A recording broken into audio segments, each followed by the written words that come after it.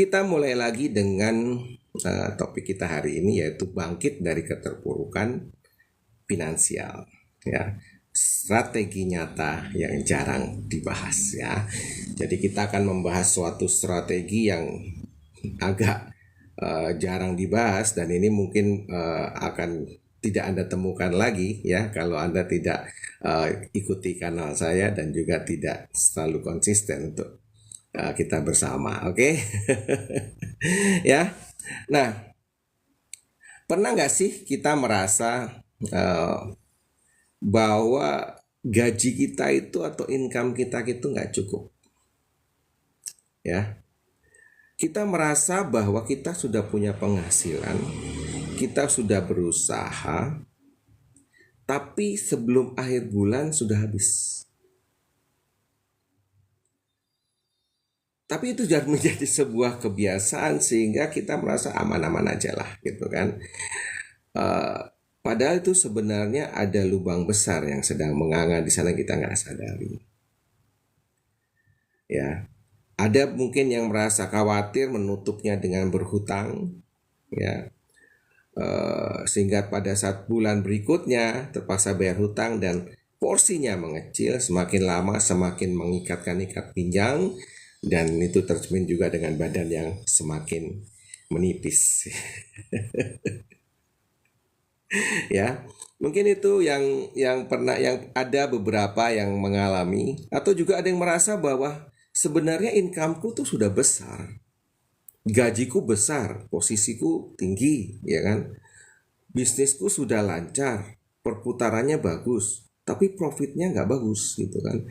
Meskipun kenapa nggak bagus, bukan berarti profitnya nggak besar, tapi profit itu nggak cukup untuk diputar dalam kita apa istilahnya, memenuhi gaya hidup kita, gitu. Kenapa itu terjadi, ya kan? Dan itu sebenarnya suatu hal, suatu tanda bahwa sebenarnya ada lubang yang siap untuk membuat kita terperosok di dalamnya, tapi kita tidak menyadarinya, ya.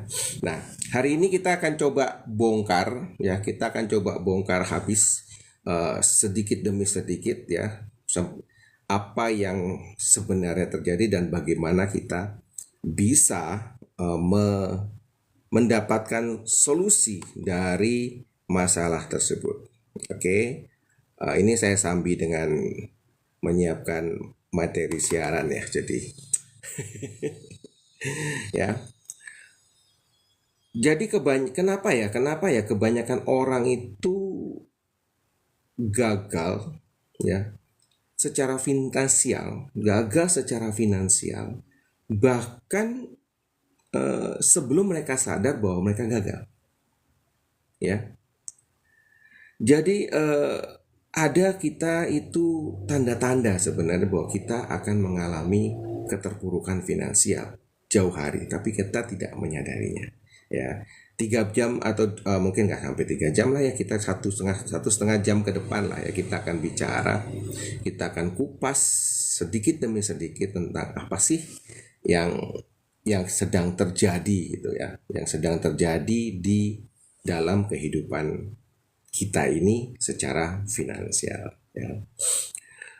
Nah, ini ada sebenarnya sebuah realita yang nggak enak, ya. Ini pahit, tapi biar gimana pun kita harus terima, ya. Kita ambil contoh aja, ya, contoh yang di sekitar kita, sebut namanya Budi, ya, karena saya nggak sebut nama sebenarnya.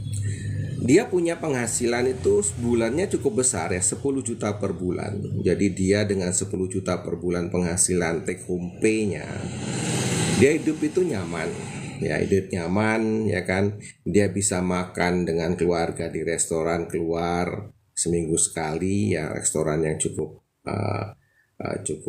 memenuhi gaya hidupnya.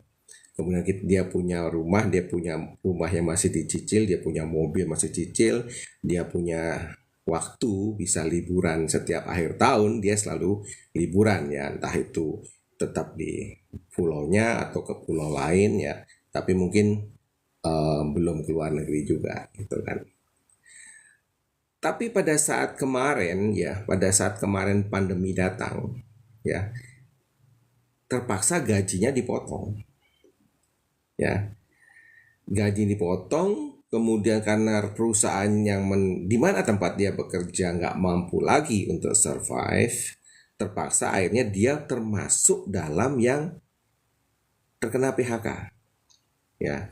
Meskipun dia dapat pesangon, tapi kan eh, kontinuitas income dia berhenti gitu kan, sehingga dia punya cicilan mobil terancam ya kan, kemudian dia cicilan rumah terancam, dan dalam 6 bulan ke depannya akhirnya terpaksa mobil itu diambil ya karena dia nggak bisa dilanjutkan ya kan, kemudian rumahnya juga terpaksa dia harus tinggalkan, sehingga dia benar-benar kehilangan semua yang selama ini dia banggakan, dan itu ya kan benar-benar sebuah pukulan telak ke dalam harga diri dia. Nah, apa yang salah di sini?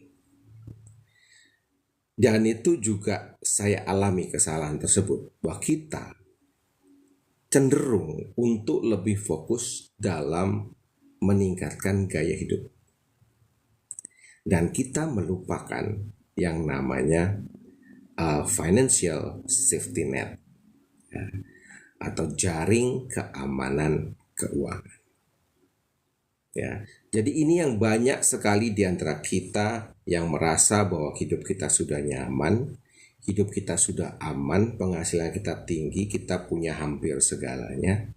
Ya, kita lupa bahwa ada sesuatu resiko di belakang kita yang mengancam, yang tidak bisa kita hindari. Ya, saya sebagai praktisi asuransi mengatakan bahwa kalau sebagai dari sudut pandang asuransi, insurance ya, ada 5 risiko yang tidak bisa kita hindari. Ya kan? Yang pertama ada risiko sakit.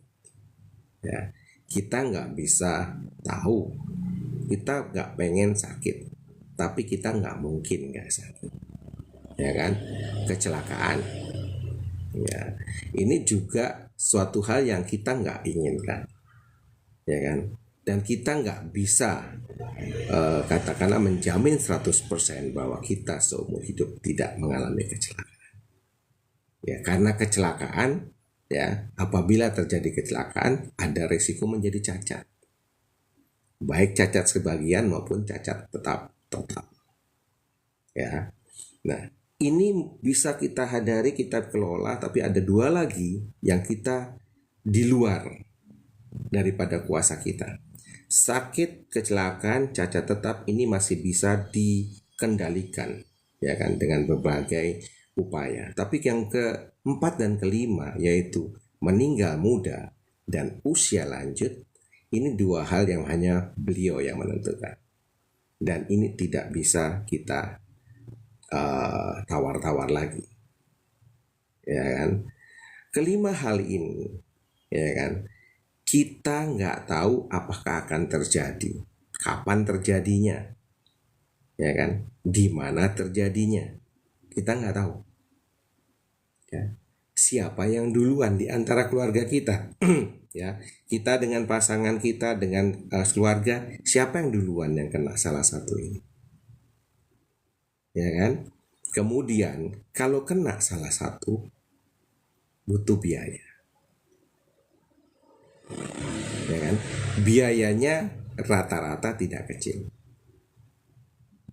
ya, biayanya rata-rata tidak kecil ya, seperti contoh almarhum ibu saya ya, itu nggak menyangka sudah rajin jaga kesehatan, kontrol dokter rajin ya kan, rutin ya, tapi tiba-tiba terkena kanker langsung stadium 4. Kita nggak pernah tahu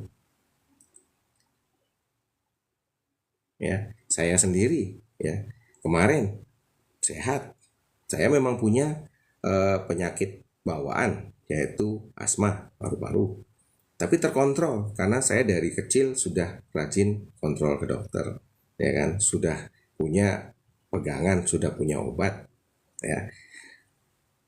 pada tahun 2023, ya, pada saat 17-an, karena kebetulan ya saya sebagai aktivis, ya, aktivis dari kegiatan sosial kemasyarakatan, ya, waktu acara kemerdekaan 17 Agustusan saya sibuk menjadi panitia mensupport kegiatan di tingkat RW, di tingkat RT, di tingkat RW, di tingkat kelurahan, dan juga di tingkat kota Malang.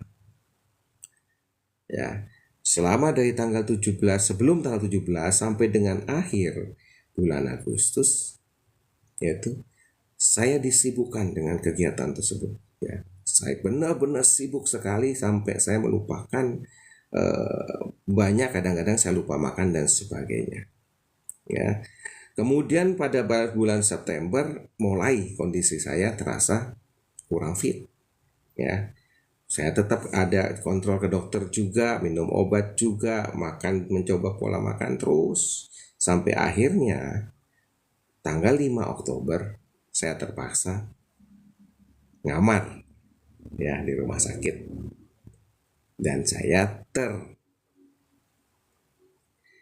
tervonis terkena serangan jantung. Ya, klep jantung saya hanya berfungsi tinggal 15%. Paru-paru saya hanya berfungsi 45%. Luar biasa. Ya, kalau tidak karena mukjizat Tuhan, mungkin saya sudah tidak bersama Anda. Jadi selama 10 hari kurang lebih saya di rumah sakit, di opname di sana, dan kebetulan saya punya BPJS kelas 1 sehingga saya terawat dengan fasilitas kelas 1. Selama itu benar-benar di treatment dan luar biasa sehingga saya bisa sehat kembali sampai dengan hari ini. Itu nggak pernah tahu. Kemudian hal-hal lagi seperti saya, ya, saya contohkan saya saja ya, bukan orang lain. Karena kalau orang lain mungkin nanti ada yang protes ya. Saya sendiri. Tahun 2011, ya kan, 2011 di saat ulang tahun saya yang ke-40, saya memutuskan untuk pensiun dini. Ya, pensiun dini karena merasa saya sudah cukup. Ditambah ada dorongan emosional, beberapa hal yang bahkan saya benar-benar yakin untuk pensiun dini. Dari posisi saya terakhir sebagai kepala divisi di sebuah perusahaan di Surabaya yang berkantor di Jalan Jenderal Sudirman. Ya. Dan sejak 2011 setelah saya resign, kemudian saya bebas dari kegiatan perkantoran. Saya tidak lagi bekerja untuk orang lain. Saya bebas ya secara waktu dan secara finansial waktu itu, sehingga saya bisa melakukan. Tapi akhirnya karena diam saja juga nggak menyenangkan, saya mencoba juga menyibukkan diri dengan berbagai aktivitas, ya, membantu radio, kita bangun UMKM dan sebagainya. Kita berjalan cukup lancar, profitnya lumayan, ya, dan kita mendapatkan kebebasan. Saya bisa bekerja kapan saja saya mau, saya bisa libur kapan saja saya mau, ya, saya bisa beli apa saja yang saya mau karena uang ada, waktu ada, ya. Tapi begitu pandemi datang, ya kan, semua berantakan, ya. Piutang nggak tertagih, hutang harus dibayar, ya kan. Kemudian biaya untuk masker, kemudian dan sebagainya, perlengkapan kita pada saat itu juga meningkat, sehingga otomatis secara keuangan benar-benar drop. Ya, sehingga setelah pandemi, ya, saya mulai lagi dari nol. Ya, karena tabungan juga sudah menipis, inventaris juga sudah mulai banyak yang tidak bisa dipakai, ya kan, karena sudah rusak, karena barang elektronik gak bisa nyala lagi. Kemudian ada beberapa yang di gudang juga berkarat. Kemudian barang-barang yang mudah rusak sudah rusak, sehingga kita ada kesulitan di sana. Ya, jadi itu adalah yang kita nggak pernah bayangkan. Jadi safety net dalam bentuk fresh cash itu diperlukan. Ya. Jadi kita kembali lagi ke contoh yang si Budi tadi. Dia dan juga saya merasa aman, ya. Saya relate dengan Budi karena saya merasa aman saat itu. Tapi sebenarnya pada saat itu saya dan juga Budi berjalan di atas benang yang tipis dan rapuh, yang sewaktu-waktu bisa putus, sewaktu-waktu bisa membuat kita kehilangan keseimbangan, sehingga kita terperosok dalam lubang besar keuangan, di beberapa kasus sampai semuanya terlambat. Ya, mungkin buat kita sekarang yang belum terlambat, oke, kita aware. Ya, baik, terima kasih.